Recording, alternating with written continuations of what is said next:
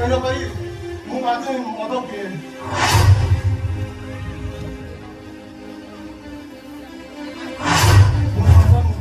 ଚନ୍ଦନ ଗଛରେ ବଢୁଥିବା ଗୋଟେ ବିଷାକ୍ତ ସାପ।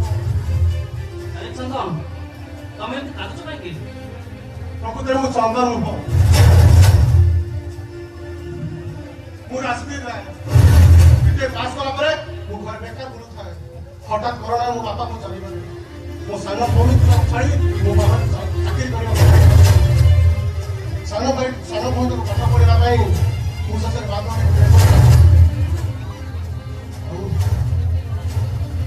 ଆଉ ସେଦିନ ଏମିତି ହେଲା ଯେ ପୋଲିସ ହାତରେ ଧରା ପଡ଼ିଲି। ଆଉ ତାପରେ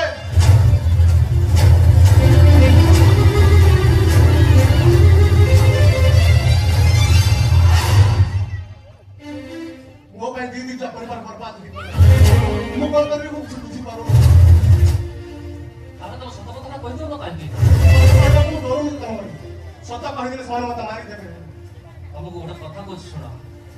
ଗୋଟେ ଗଛରେ ଦିଟା ଚଢେଇ ବସିଥିଲେ, ଗୋଟେ ସତ ଚଢେଇ ଆଉ ଗୋଟେ ମିଛ ଚଢେଇ। ମିଛ ଚଢେଇ ଘରେ ସବୁବେଳେ ହା ହୋଲା ଲାଗିଥାଏ, ଆଉ ସତ ଚଢେଇ ଘର ନୀରବ। ଦିନେ ମିଛ ଚଢେଇ ସତ ଚଢେଇକୁ ପଚାରିଲା, ରେ ସତ ଚଢେଇ, ମୋ ଘର ତ ସବୁବେଳେ ହା ହୋଲାରେ ଟପିଛି, ତୋ ଘରକୁ କେହି ଲୋକ ଆସୁନାହାନ୍ତି କାହିଁକି?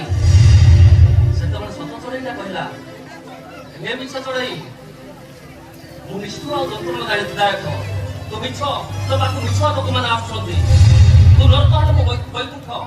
ଚନ୍ଦ୍ରବାବୁ, ତମ ସତ କଥାଟା କହିଦିଅ, ଦେଖିବ ତମେ ମଦ ପିଇବା ଛାଡ଼ିଦବ। ଭଗବାନ ଭାଇ ମତେ ଯେତେ କଷ୍ଟ ହଉ ପଛେ ମୁଁ ସତ କଥାଟା କହିପାରିବି। ସତ କହିବାକୁ କାହିଁକି ନା ମୋ ଭଉଣୀ ପାଇଁ ଗୋଟେ ନୂଆ ଭାଇ ମିଳିଯାଇଛି।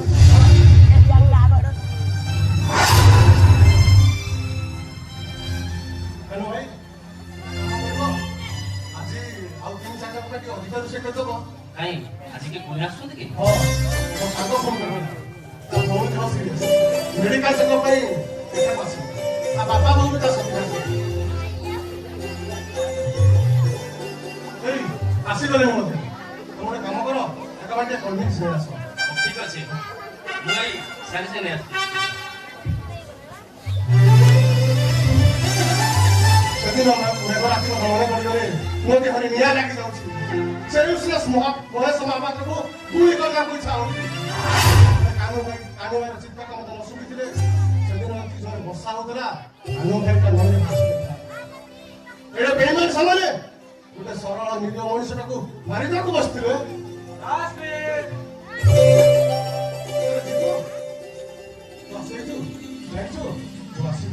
ଅଫିସ ବହୁତ 2 ବର୍ଷ ହେଲା ମୁଁ ତ ଦେଖିନି। ସେଥିପାଇଁ ମୋ ମନଟା ବେଶ ଲାଗୁଥିଲା।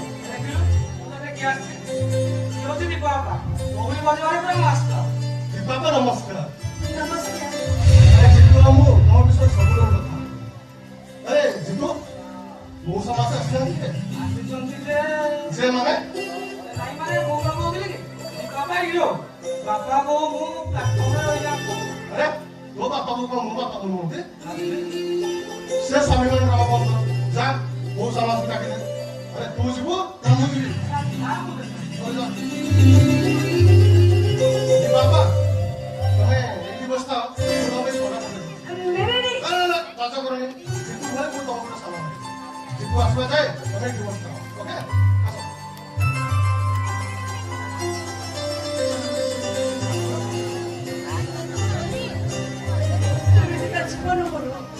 জীবনটা চাওনি ଗୋଟେ ନିର ପରିବାରକୁ ହତାଶତା କରୁଛି। ବିଶ୍ୱ ବି ଆତ୍ମହତ୍ୟା କରିଦିଅନ୍ତି।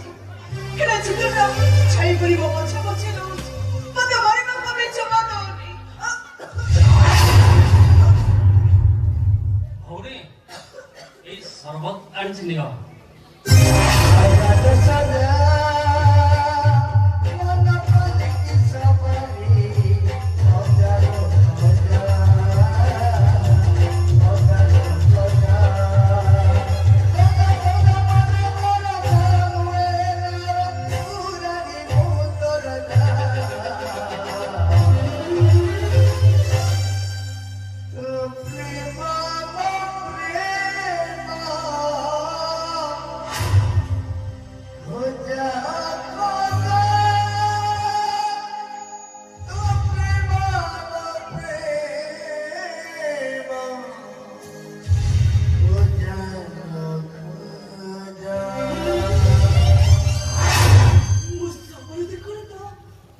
ନା ମୁଁ ବଞ୍ଚିଛି ମୁଁ ଜଗନ୍ନାଥ ଦୟାରୁ ବଞ୍ଚି ଯାଇଛି ଜଗନ୍ନାଥ ଗଲେନି କେହିକି ତମେ ଦେଖି ମଉସା ମାଉସୀ ବହୁତ ଖୁସି ହେଇଛନ୍ତି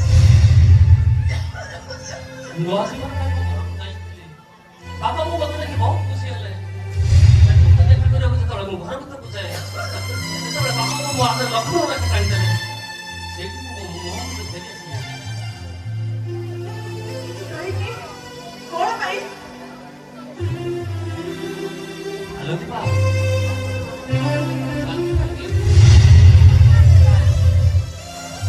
କେମିତି କାନ୍ଦିବିନି ଆଉ ଜଣଙ୍କର ଏଇ ସ୍ୱପ୍ନ ଦେଖିବି ଆଉ ଜଣଙ୍କ ସହିତ ସଂସାର କରିବାର ପ୍ରତିଶ୍ରୁତି ଦେବି ମଉସା ମାଉସୀ କାନ୍ଦିବି ତ ଆଉ କଣ କରିବି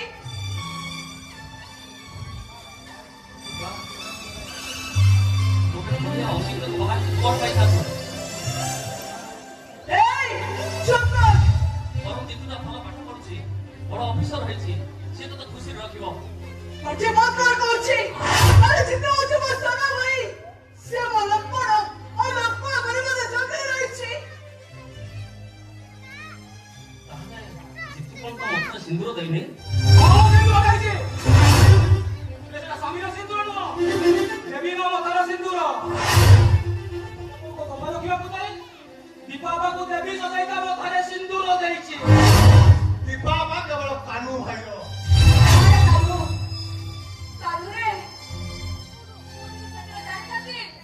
ଜିତୁ ଆଉ ଦୀପା ଏମିତି ଅଭିନୟ କରୁଛନ୍ତି ବୋଲି ସେଦିନ ମୁଁ ତତେ ଜମା ଛାଡି ନଥାନ୍ତି ରେ କେବେ ବି ଛାଡି ନଥାନ୍ତି ତତେ କାନୁ ଭାଇ ଯଦି ସେଦିନ ରହିଯାଆନ୍ତେ ତାହେଲେ ଏ ମହାମିଳନକୁ ହେଇପାରିଥାନ୍ତା ସାଙ୍ଗ କଥା କର ଦୀପା ବାବାକୁ ଭଲ କରିବା ଦାୟିତ୍ୱ ବେକୁ କଣ ହେଇଛି ଦୀପାର ଦୀପା ବାବାକୁ ଲଙ୍ଗ୍ସ କ୍ୟାନ୍ସର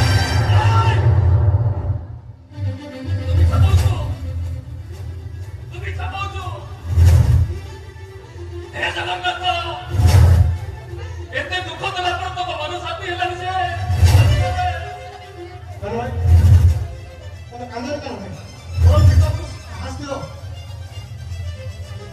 ସାଙ୍ଗ ଦୀପା ବାବାକୁ ଭଲ କରିବା ଦାୟିତ୍ୱ ତ ସାଙ୍ଗରେ ରଖି ମେଡିକାଲ କଥା କହୁଛି କଣ କହୁଛୁ ସାଙ୍ଗ ତୁ ଶେଷରେ ଘରଟିଏ କଣ ବିକିଦେଲୁ କଣ ଆଉ କରିଥାନ୍ତି ଆଉ କିଛି ସମ୍ବଳ ନଥିଲା ସେଇ ଖରାପ ଲୋକଟା ବାବା ପାଇଁ ଶେଷ ସମ୍ବଳ ଥିଲା ବାବା ବିକିବାର ଆଉ କିଛି ଉପାୟ ନଥିଲା ଆଜି ଆମେ ତ ଆଉ କେମିତି ଆଚାର୍ଯ୍ୟ କହିଲୁ ଆଉ କିଛି ସାହାରା ନ ପାଇଲୁ ଶେଷରେ ଘରଟିର ଖଣ୍ଡକ ବିକ୍ରି କରୁଛନ୍ତି ବାବା କଣ ଖାଲି ତୋ ପା ମୋ ପା ନୁହନ୍ତି ତୁ କଣ ମତେ ଆପଣାରେ ଭାବୁନୁ ଆରେ ତୋ ଠାରୁ ଫୋନ କଲ୍ ପାଇଲା ପରେ ମୁଁ କଳ୍ପନା ହେଇଯାଇଥିଲି ଯେ କାନୁ ଭାଇ କେବଳ ତୋ ଭାଇ ନୁହଁଥିଲେ ଆମ ଦି ଜଣଙ୍କର ଭାଇ ସେଇଥିପାଇଁ ସମ୍ପର୍କ ରହି ତ ମୋତେ ଏମିତି ବାଧିଦେଲା ଯେ ମୁଁ ଏ ଦ୍ୱାର ତ ମୁଁ ଏଇ ଘର କରିପାରିଲିନି କାନୁ ଭାଇ ଆମେ ଦୀପା ବାପା ଆଉ ମାଉସୀକୁ ନେଇ ଖାଇବାର ବ୍ୟବସ୍ଥା କର। ଜିତୁ ଆଉ ମୁଁ ଦୀପା ବାପା ବିଷୟରେ କଥା ହଉଛୁ ଆଉ ହେ ବୋଉ ଚାଲ ଖାଇବୁ ଚାଲ ଆଜି ତ ପୁଅ ରୋଷେଇ କରିଛି ଚାଲ ଦୀପା ଆ